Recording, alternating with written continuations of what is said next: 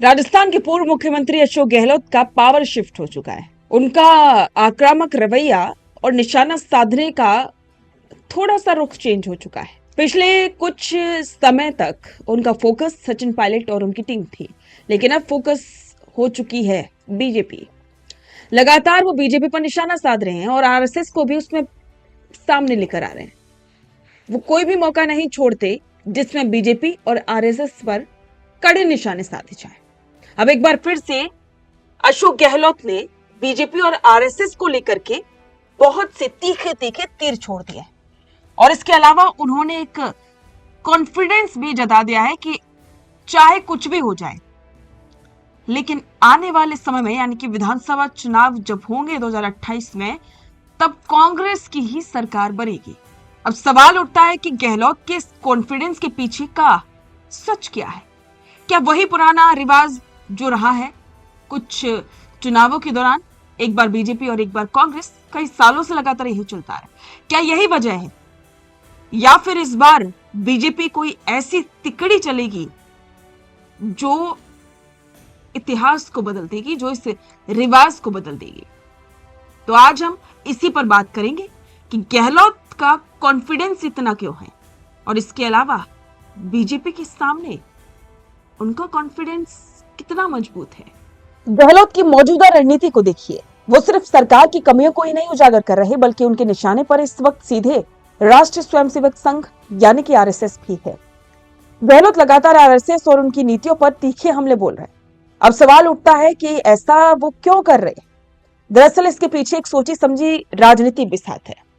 RSS पर सीधा निशाना साधकर गहलोत कांग्रेस के पारंपरिक और कोर वोट बैंक को ये संदेश देना चाहते हैं कि विचारधारा की इस लड़ाई में आज भी वो सबसे आगे खड़े और इसके जरिए वो अपने बिखरते हुए जनाधार को फिर से एकजुट करने की कोशिश में जुटे हैं। लेकिन इस पूरी तस्वीर का दूसरा पहलू भी है। क्या लगातार बयानबाजी करने और सरकार को सोशल मीडिया से लेकर के रैलियों तक घेरने की जमीन पर कोई बड़ा बदलाव आ सकता है? क्योंकि चुनाव जीतने के लिए सिर्फ विरोध काफी नहीं होता, बल्कि एक मजबूत और भरोसेमंद विकल्प बनना पड़ता है। बीजेपी का सांगठनिक ढांचा और ग्रामीणों में उनकी पकड़ को तोड़ पाना सिर्फ बयानों से मुमकिन नहीं है। गहलोत के सामने चुनौती ये भी है कि वो पार्टी के अंदरूनी अंतर्विरोधों को संभालते हुए जनता के बीच ये भरोसा कैसे जताएं कि कांग्रेस सिर्फ अपनी बारी आने का इंतजार नहीं कर रही, बल्कि जनता के मुद्दों के लिए सच में लड़ रही। अब यहाँ पर ये देखना काफी दिलचस्प होगा कि अशोक गहलोत जो एक बार फिर से मिशन कमबैक की तैयारी कर रहे हैं, वो सफल हो पाएगा? क्योंकि गहलोत एक बार फिर से चौथी बार मुख्यमंत्री बनने का सपना देख रहे हैं। वो लगातार अपने हर एक बयान में ये कहना नहीं भूलते कि वो 3 बार प्रदेश के मुख्यमंत्री रह चुके हैं, यानी कि वो अपनी पावर को बताते हैं जनता को कि उनकी पावर कितनी है। और 3 बार राजस्थान को संभालना उन्हें अच्छे से आता है। अब अच्छे से आता है या फिर ये सिर्फ उनकी सोच है, ये तो जनता ही जाने।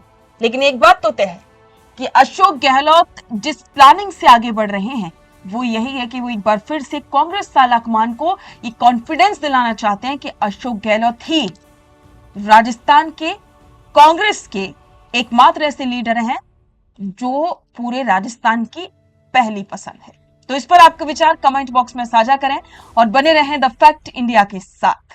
बेहतरीन पॉडकास्ट सेटअप्स, शानदार चैनल रीच, जबरदस्त सोशल मीडिया प्रेजेंस के साथ द फैक्ट इंडिया के जरिए बढ़ाइए अपना व्यापार। न्यूज वीडियोस में एल बेंट हो या फिर हर न्यूज की शुरुआत में हो आपके एड्स, फेसबुक पर आपके बिजनेस प्रमोशन वीडियोस और ग्राफिक्स हो या फिर इंस्टाग्राम पर कोलैबोरेशंस के साथ रील्स, सब कुछ मिलेगा आपको द फैक्ट इंडिया पर। तो आज ही डीएम करें इंस्टाग्राम पर, व्हाट्सएप के नंबरों पर मैसेज करें और अपने व्यापार को दें ऑर्गेनिक प्रमोशंस की ताकत, सिर्फ द फैक्ट इंडिया न्यूज के साथ।